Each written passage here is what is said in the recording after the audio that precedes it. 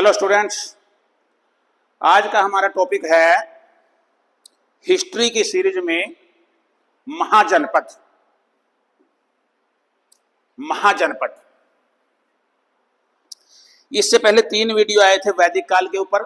एक में था कि आर्य कहाँ के निवासी हैं, दूसरे में हमारे जो पुराने ग्रंथों में श्रुति और स्मृति कहे गए हैं, श्रुति के ऊपर था जिसमें वेद थे, ब्राह्मण थे, अरण्यक थे, उपनिषद थे। उसके बाद अगले वीडियो में तीसरे में स्मृति के बारे में था जिसमें हमारे दर्शन शास्त्र, फिलोसफी है, षड दर्शन है, उपवेद थे, इसके अलावा धर्मशास्त्र थे, मनुस्मृति वगैरह ये सब था। उसके बाद एक ऐसा समय था जब हमारा देश 16 महाजनपदों में बटा हुआ था। जनपद शब्द आज के समय में भी जैसे अपना उत्तर प्रदेश है, वहां जिले को जनपद ही बोलते हैं। महाजनपद मतलब बहुत बड़ा क्षेत्र था। शुरू में कबीले थे, कबीले से फिर जन बने, जन से जनपद बना, फिर बहुत से जनपदों को मिला करके महाजनपद बने। बौद्ध धर्म का एक ग्रंथ है अंगुत्तर निकाय, ऐसे ही जैन धर्म का भी ग्रंथ है भगवती सूत्र। इन दोनों में भी 16 महाजनपदों का वर्णन किया गया है। तो जब महाजनपद का समय था, ये वो समय था जब बौद्ध धर्म और जैन धर्म, ये दोनों धर्म भी इसी समय में महाजनपद के दौरान ही इनका प्रचार प्रसार हुआ, बने, फले फूले। इसका समय था लगभग 600 BC टू 300 BC, 600 ईसा पूर्व से 300 ईसा पूर्व तक का लगभग ये समय था जब महाजनपद हुए।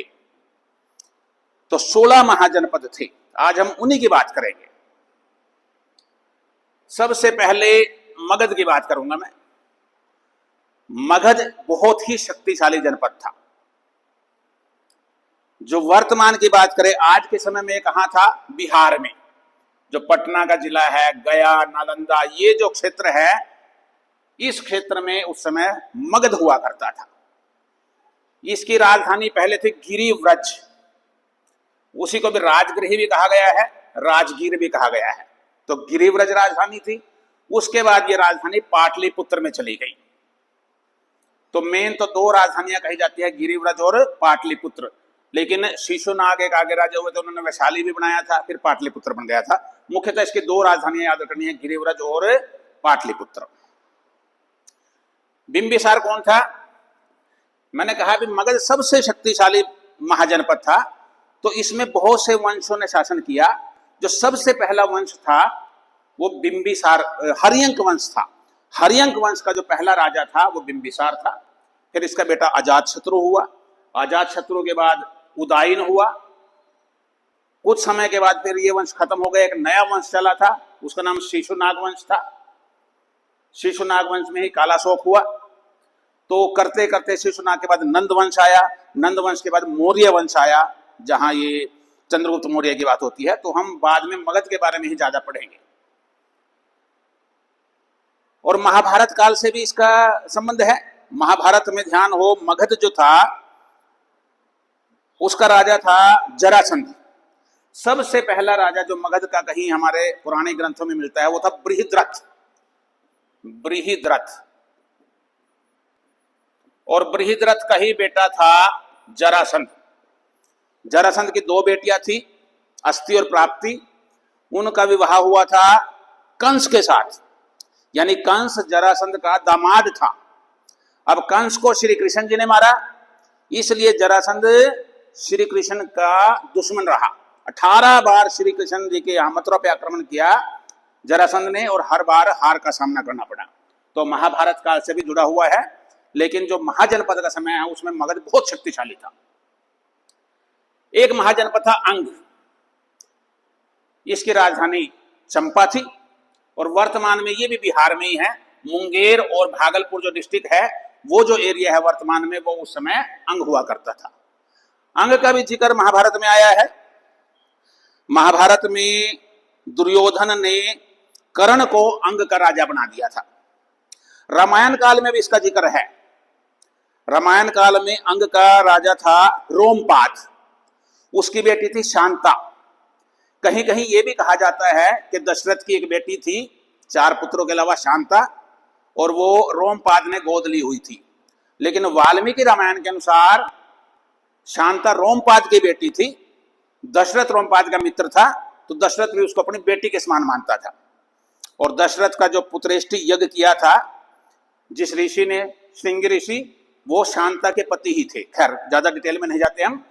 तो अंग का जो है जिक्र रामायण काल में भी है, महाभारत काल में भी है, और ये महाजनपद के समय में भी एक शक्तिशाली महाजनपद था। वज्जी, वज्जी को भी मुख्य रूप से याद रखना चाहिए भाई। इसकी राजधानी थी वैशाली। वर्तमान में ये भी बिहार में है, मुजफ्फरपुर और वैशाली डिस्ट्रिक्ट में। ये 8 जनपद को मिला के बनाया गया था, और ये भारत का ही नहीं दुनिया का सबसे पहला गणतंत्र था। ये कहिए आप, जितने भी यह महाजनपद थे ज्यादातर राजतंत्र हुए, राजा का बेटा ही राजा बनता था, लेकिन इसमें कुछ गणतंत्र भी हुए। तो सबसे पहला गणतंत्र माना जाता है वैशाली को। वैशाली 8 जनपद का समूह था। इनमें सबसे जो मुख्य रूप से थे वो लिच्छवी वंश था। तो लिच्छवी वंश को हम मानते हैं कि पहला उन्होंने गणतंत्र की शुरुआत की। अंग को कुछ समय के बाद मगध इतना शक्तिशाली होगा कि धीरे धीरे बहुत से जनपदों को मगध ने आक्रमण करके अपने राज्य में मिला लिया। अंग को भी मगध ने अपने राज्य में मिला लिया था। किसके काल में? बिंबिसार के काल में। बिंबिसार ने कुछ समय बाद अंग पर आक्रमण करके उसको मगध में मिला लिया था। वज्जी को भी मगध में बाद में मिला लिया गया। किसके शासन काल में? बिंबिसार का बेटा था अजातशत्रु। अजातशत्रु ने वज्जी को बाद में मगध में मिला लिया। मल, ये भी एक महाजनपद था भाई। ये याद रखा जा सकता है, ज्यादातर बौद्ध धर्म के जो महात्मा बुद्ध हुए उनका महापरिनिर्वाण कुशीनगर में हुआ, कुशीनारा। और जो महावीर जैन हुए उनका जो महानिर्वाण हुआ वो पावा में हुआ। तो ये दोनों ही मल्ल में आते थे। कुशीनारा और पावा दोनों मल्ल की राजधानियां थी। वर्तमान में ये यूपी में है। देवरिया डिस्ट्रिक्ट है, बस्ती है, गोरखपुर है, सिद्धार्थनगर है। इन जिलों का जो क्षेत्र है ये उस समय में मल्ल हुआ करता था। तो महात्मा बुद्ध का और महावीर जैन का दोनों का जो निर्वाण हुआ वो मल्ल क्षेत्र में ही हुआ। मल्ल को भी बाद में अजातशत्रु ने मगध में मिला लिया था। काशी, वाराणसी इसकी राजधानी थी। बनारस भी बोलते हैं भाई। और वर्तमान में भी जहां वाराणसी है वही काशी है। शिव की नगरी भी कहा गया है। तो काशी भी अपने समय में एक शक्तिशाली महाजनपद था। कौशल,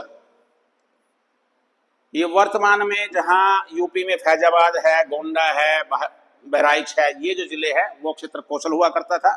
इसकी 2 राजधानियां थी। कौशल के 2 भाग हो गए थे, उत्तरी कौशल और दक्षिणी कौशल। जो नॉर्थ कौशल था उसकी राजधानी थी श्रावस्ती, और जो साउथ कौशल था उसकी राजधानी थी साकेत। उसी को अयोध्या भी बोलते हैं हम। तो ये कौशल जो है रामायण काल से भी जुड़ा हुआ है। रामायण काल में जो भगवान राम के जितने भी पूर्वज हैं, यानी इक्ष्वाकु वंश कहिए या सूर्य वंश कहिए, सूर्य वंश का जो राज्य था वो कहाँ था? कौशल राज्य था। तो ये रामायण काल से भी जुड़ा हुआ है। इसके बाद एक और इंपॉर्टेंट कौशल का जो राजा था, इसका राजा था एक प्रसन्नजीत। ये शक्तिशाली राजा था। इसने काशी को जीत करके अपने राज्य में मिला लिया, और बाद में अजातशत्रु ने कौशल को मगध में मिला लिया। यानी अब तक क्या हुआ? अंग को बिंबिसार ने मगध में मिला लिया, वज्जी, मल्ल और कौशल, जिसमें काशी पहले ही मिल गया था, प्रसन्नजीत ने मिला दिया था, इनको भी अजातशत्रु ने मगध में मिला लिया। वत्स जो है इसकी राजधानी कौशांबी थी। यहां एक राजा थे उदयन। वो पहले तो बौद्ध धर्म के बहुत खिलाफ थे, लेकिन बाद में वो बौद्ध धर्म के अनुयायी बन गए। और कौशांबी का या यूं कहिए वत्स का जो राज धर्म था वो बौद्ध धर्म ही हो गया था। वर्तमान में ये यूपी में है, इलाहाबाद और मिर्जापुर डिस्ट्रिक्ट जहां है, ये वत्स है। वत्स को मगध में मिलाया था शिशुनाग ने। जो पहला वंश था हर्यक वंश, हर्यक वंश के बाद जो दूसरा वंश आया था मगध के ऊपर वो शिशुनाग वंश था। तो शिशुनाग ने वत्स को मगध में मिला लिया था। चेदी, ये भी महाभारत काल से जुड़ा हुआ है। चेदी का राजा था शिशुपाल। अगर आपको ध्यान हो, महाभारत में आपने देखा हो सीरियल में, शिशुपाल का जब जन्म हुआ था उसके 3 आंखें थी, 4 भुजाएं थी। तो बड़े परेशान हुए माता पिता। फिर बाद में पता लगा कि भाई इनसे छुटकारा कैसे मिलेगा। तो कहा गया कि जिसकी गोद में बैठने से, कोई ना कोई ऐसा होगा जिसकी गोद में बैठने से इसके नेत्र भी खत्म हो जाएंगे और 2 बाजू भी झड़ जाएंगे, लेकिन जिसकी गोद में बैठने से ऐसा होगा वो इसका काल होगा, यानी वो ही इसको मारेगा। तो श्री कृष्ण की गोद में जब ये बैठा तो ये इसकी आंख भी झड़ गई और बाजुएं भी झड़ गई, जो तीसरी आंख थी वो खत्म हो गई। तो फिर अब ये तो तय हो गया कि कृष्ण ने मारना है शिशुपाल को। फिर शिशुपाल की मां ने कृष्ण से वचन लिया था कि आपने, मृत्यु तो आपके हाथ होनी ही है, लेकिन आपने 100 अपराध इसके माफ करने हैं। तो 100 बार शिशुपाल ने भगवान कृष्ण का अपमान किया, लेकिन भगवान कृष्ण ने माफ किया। जब वो 100 अपराध उसके पूरे हो गए तब सुदर्शन से उनको मार दिया। तो चेदी जो है महाभारत काल से भी जुड़ा हुआ है। बुंदेलखंड का एरिया है इसका। बुंदेलखंड यानी वर्तमान में यूपी और एमपी का कुछ एरिया है, वहां चेदी हुआ करता था। इसकी राजधानी थी शुक्तिमती, कहीं कहीं इसको सोथिवती भी कहा जाता है, शुक्तिमती। तो चेदी को भी बाद में मगध में ला लिया। किसने?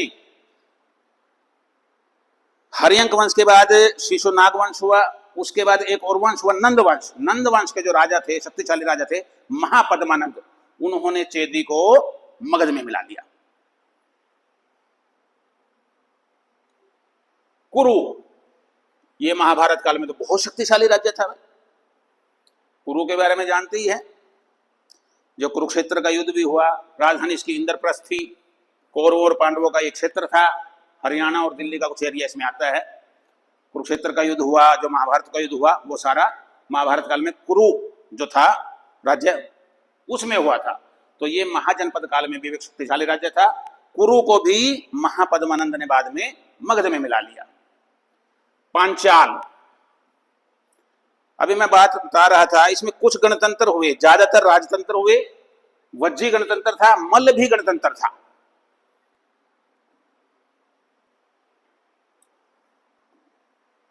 पंचाल भी गणतंत्र था, बाकी ये राजतंत्र थे। पंचाल वर्तमान में यूपी का एरिया आता है, रुहेलखंड का वहां है। इसकी भी 2 राजधानियां थी, 2 भाग थे। उत्तरी पंचाल की अहि क्षेत्र, और जो साउथ पंचाल था उसका काम्पिल्य।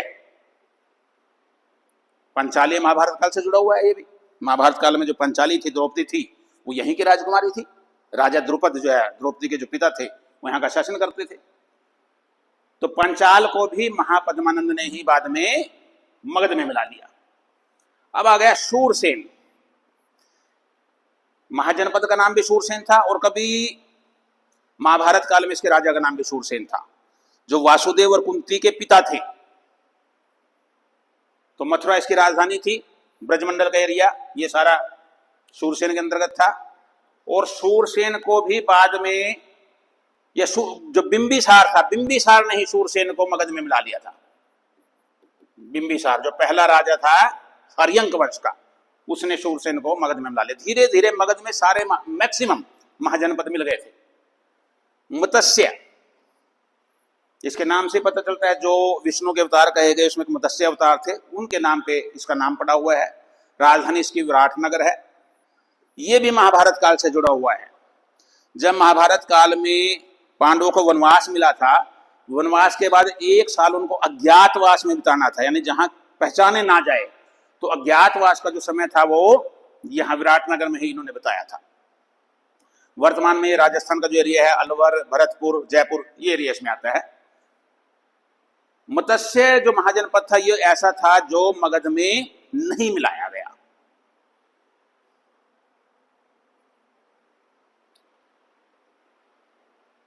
अवंती, वर्तमान में मध्य प्रदेश में जो मालवा का क्षेत्र है, इसकी भी दो कैपिटल थी, नॉर्थ अवंती और साउथ अवंती। नॉर्थ अवंती की कैपिटल थी उज्जैनी और साउथ की महिष्मति, उज्जैनी और महिष्मति। इसको भी मगध में मिला लिया था किसने? शिशुपाल ने। जो शिशुनाग वंश था, शिशुनाग, इसने जो है इसको भी मगध में मिला लिया था। शिशुनाग ने किस किस को? वत्स को और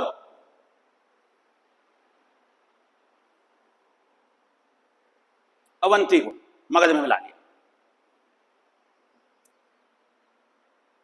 अश्मक, ये एकमात्र ऐसा महाजनपद था जो दक्षिण भारत में था, वर्तमान में आंध्र प्रदेश, जहां तेलंगाना का क्षेत्र है, वहां between the reverse Narmada and Godavari, Narmada और गोदावरी नदी के बीच का क्षेत्र जो है, वर्तमान में आंध्र प्रदेश की बजाय भी तेलंगाना कहेंगे, वो क्षेत्र इसमें आता है अश्मक में। इसकी राजधानी थी पोटली या पोदना, कहीं कहीं पोतन भी कहा गया है। और अश्मक भी ये दक्षिण भारत में था, मगध में नहीं मिलाया जा सका। गांधार, ये वर्तमान में अफगानिस्तान में है, ये भी महाभारत काल से जुड़ा हुआ है। ध्यान हो, गंधारी जो थी वो गंधार देश की ही राजकुमारी थी, तो महाभारत काल से जुड़ा हुआ है। वर्तमान में पाकिस्तान अफगानिस्तान के एरिया में आता है। सबसे मुख्य बात, तक्षशिला इसकी राजधानी थी। तक्षशिला को इंपॉर्टेंट याद रखना, यहां बहुत बड़ा भारत का जो अगर हम कहें भारत का प्राचीन महान विश्वविद्यालय कहाँ हुआ? तक्षशिला में। दो नाम कहे जाते हैं, तक्षशिला और नालंदा। नालंदा को हम भारत में कहते हैं क्योंकि तक्षशिला वर्तमान में भारत में नहीं है, लेकिन जिस समय की बात है उस समय भारत में ही था। तो तक्षशिला सबसे पुराना बहुत बड़ा विश्वविद्यालय था। तक्षशिला का जो विश्वविद्यालय था, यूनिवर्सिटी थी, इसी में चाणक्य पढ़े, इसी के स्टूडेंट रहे चंद्रगुप्त मौर्य, पाणिनि, मैंने पीछे एक वीडियो डाला था, संस्कृत के बहुत बड़े विद्वान थे, उन्होंने संस्कृत की जो पहला ग्रंथ लिखा था अष्टाध्यायी, वो भी तक्षशिला के ही विद्यार्थी रहे। गांधार को भी मगध में नहीं मिलाया जा सका। काम्बोज, ये भी पाकिस्तान में ही है। राजपुर या हाटक, ये इसकी राजधानी थी। और काम्बोज को बाद में मगध में मिला लिया किसने? चंद्रगुप्त मौर्य ने। जो चौथा वंश, पहला हरियंक वंश था जिसका पहला राजा बिंबिसार था, उसके बाद शिशुनाग वंश आया, शिशुनाग वंश के बाद नंद वंश आया, नंद वंश के बाद मौर्य वंश आया। तो मौर्य वंश का जो चंद्रगुप्त मौर्य था उसने काम्बोज को मगध में मिला लिया। यानी जब नंद वंश था तब धीरे धीरे करके हम ये कहे कि महाजनपद खत्म हो गए थे और धीरे धीरे करके मगध ही एक शक्तिशाली राज्य हो गया था। और चंद्रगुप्त के समय में तो ये हो ही गया था, मगध ही सबसे शक्तिशाली राजा था। आगे जब हम इतिहास पढ़ेंगे वो मगध के अनुसार ही पढ़ेंगे कि मगध पे किस किस वंश ने शासन किया। जो मैं बता रहा हूं हरियक वंश, शिशुनाग वंश, इनको आगे हम डिटेल में पढ़ेंगे। इनको अगर याद करना चाहो 16 के 16 महाजनपद को, तो एक लाइन है अब, वैसे तो अब की बजाय वह है, अब अपाचे का गांव कुसुम को कम आम देगा। ये देगा तो ऐसे फिलर है, इसकी जरूरत नहीं है। अब का मतलब अंग और वत्स, दो राज्य है, अपाचे, अवंती, पांचाल और चेदी, का से काशी, गांव से गंधार और वज्जी।